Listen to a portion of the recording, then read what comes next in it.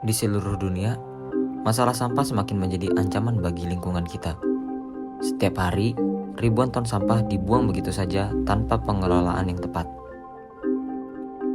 Sampah telah menjadi salah satu tantangan terbesar bagi keberlanjutan lingkungan kita dan mengancam kehidupan kita di planet ini. Salah satunya adalah sampah makanan. Sampah makanan merupakan salah satu masalah lingkungan yang serius di seluruh dunia. Setiap tahunnya, jutaan ton makanan terbuang begitu saja, sementara sebagian besar penduduk dunia masih mengalami kelaparan. Salah satu penyumbang sampah makanan terbesar juga ada di industri seafood. Setiap harinya, industri seafood menghasilkan jumlah sampah yang cukup signifikan. Mulai dari jaring yang terbuang, kantong plastik, sisa dari pengolahan ikan, yang akhirnya menjadi sebuah sampah makanan. Ibu Sulaimah, salah satu pedagang ikan yang ada di Pasar Ciputat, yang menjual olahan ikannya kepada para pedagang seafood yang ada di sekitar Tangerang Selatan. Ikannya ada kembung, ada ikan bandeng, ada udang, ada bawal laut, ada ikan tuna, macam-macam deh. Ibu Sulaimah memiliki caranya sendiri dalam mengolah sisa ikan jika tersisa masih banyak. Kalau misalnya satu hari masih ada, di es lagi, diperbanyakin esnya, besok baru bisa dijual lagi. Kalau setelah 2 hari nggak bisa dijual, kita dikasih tukang ikan lele. Kalau ya pokoknya yang udah 2 hari nggak layak di itu, ya udah dibuang aja. Mau dikasih pelanggan kan kasihan, takut bau. Dari ibu sendiri nih, kayak mengatasi situasi ketika ikan yang udah nggak bisa terjual lagi atau nggak emang udah mendekati basi. Terus dari ibu sendiri tuh kayak gimana? Kayak dibagiin atau Ya, emang enggak, masih bisa kalau dijual? ini kan udah 2 hari ini. Ini ntar sore ini udah dibuang. Ini juga udah dibuang ntar sore. Kan udah 2 hari. Kalau yang kayak gini masih di es lagi. Ini yang masih baru, ini masih baru semua. Jadi di es lagi. Besok kita jual lagi, barangkali beda harga.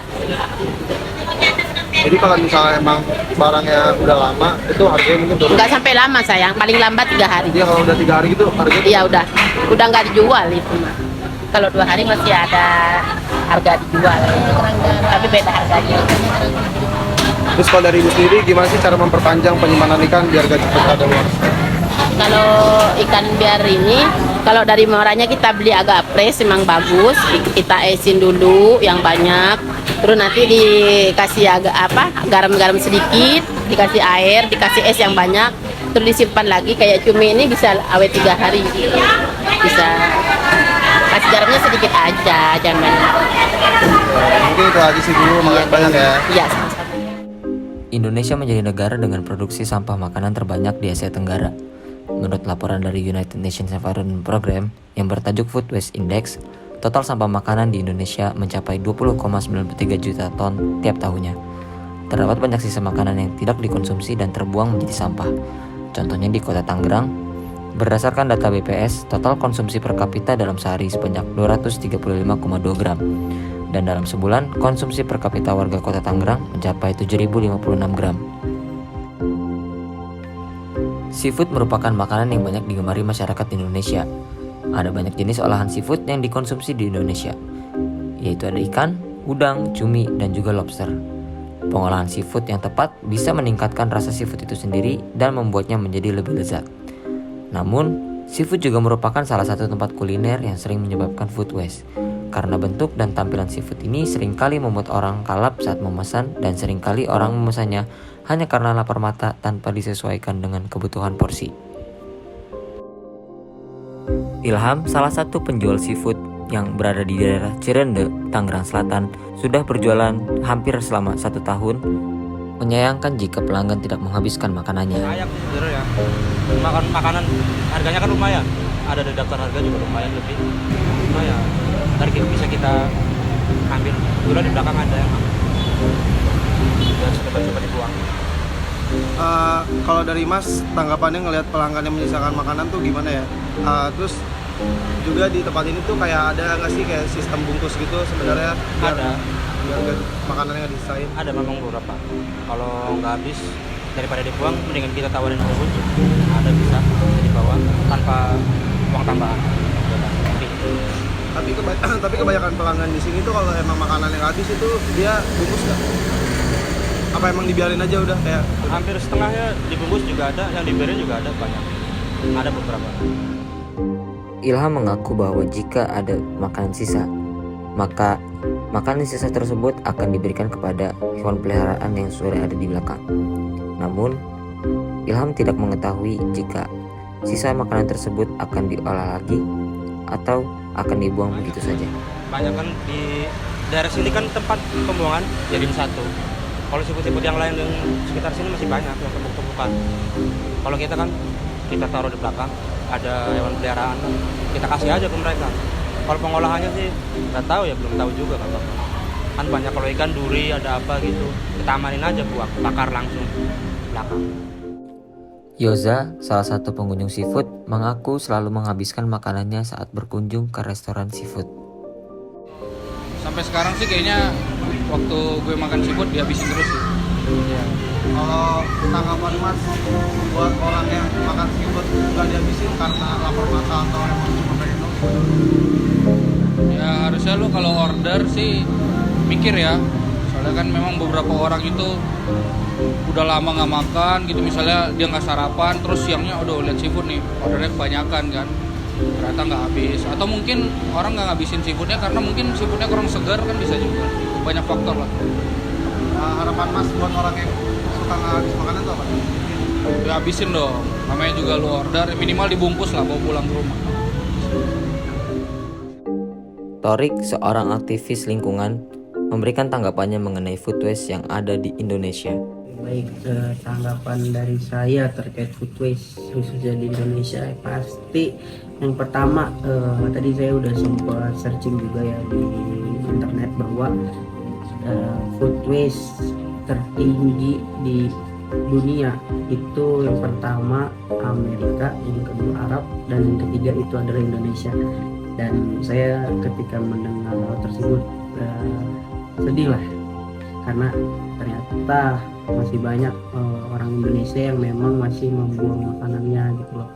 Dan pasti saya berharap untuk kedepannya semoga ini bisa dibenahi lah oleh pemerintah khususnya yang memang bergerak di bidang lingkungan, karena food waste ini mungkin orang-orang pikir hal sepele gitu kan, kayak makanan sisa yang nggak habis terus dibuang, ternyata berdampak kepada lingkungan, khususnya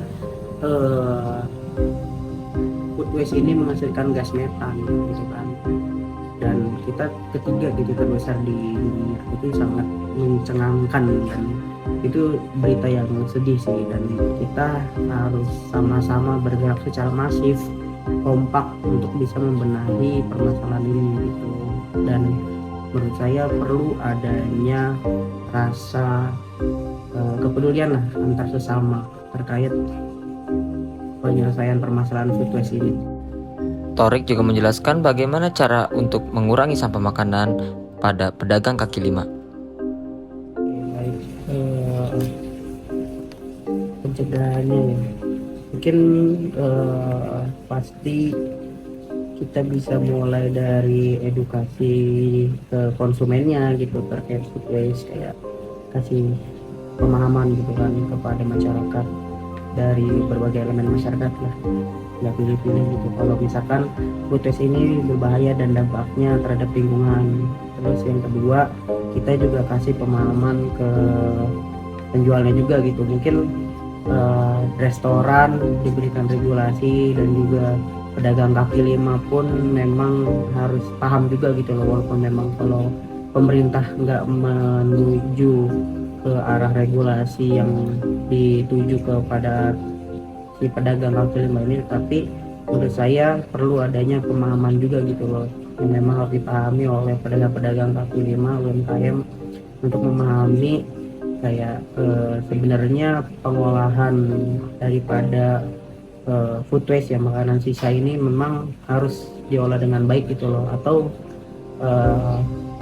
solusi lainnya gitu kan, itu bisa kayak udah tahu nih ada makanan sisa, mungkin makanan sisa tersebut itu bisa dibagikan kepada orang-orang yang membutuhkan, kayak semisal di sebuah acara kondangan gitu kan, kayak biasanya kan kayak nasi kotak gitu. Kalau misalkan nasi kotaknya lebih, itu bisa dikumpulin, terus mungkin baiknya dibagikan lagi kepada masyarakat yang membutuhkan. Sebenarnya eh, itu sebuah solusi sih, bukan pencegahan. Tapi kalau misalkan lebih ke arah pencegahannya itu ya tadi mungkin perlu adanya regulasi yang memang harus benar-benar dipahami oleh seluruh elemen masyarakat bahwa food waste ini memang dampak terhadap lingkungannya itu riskan lah, apalagi terhadap gas metana ya yang berlebihan, yang dimana itu berbahaya terhadap tubuh juga. Jadi memang perlu adanya pergerakan-pergerakan tambahan lah dari elemen-elemen pemerintahan untuk ngasih edukasi kepada masyarakat terhadap food waste ini gitu loh.